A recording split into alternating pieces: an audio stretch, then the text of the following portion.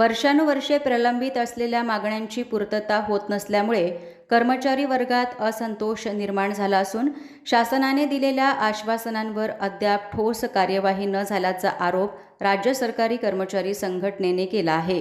राज्य सरकारी, जिल्हा परिषद कर्मचारी आणि शिक्षक यांच्या विविध प्रलंबित मागण्यांकडे शासनाचे लक्ष वेधण्यासाठी 21 एप्रिलपासून बेमुदत संपावर जाण्याचा निर्णय राज्य सरकारी कर्मचारी मध्यवर्ती संघटनेने घेतला आहे। या पार्श्वभूमीवर चंद्रपूर जिल्ह्यात विविध ठिकाणी आंदोलने आणि सभा घेतली जात आहे।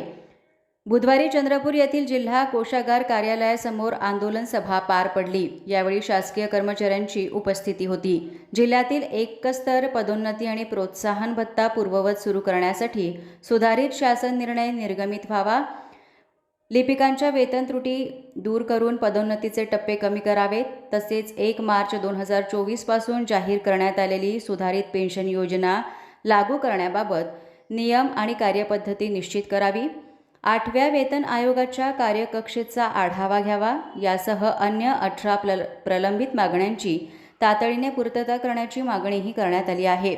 बेमुदत संप यशस्वी करण्यासाठी जिल्हा व तालुका स्तरावरील सर्व कर्मचाऱ्यांनी सक्रिय सहभाग नोंदवावा, असे आवाहन राज्य सरकारी कर्मचारी मध्यवर्ती संघटनेचे अध्यक्ष दीपक जेऊरकर, राजू धांडे यांनी केले आहे।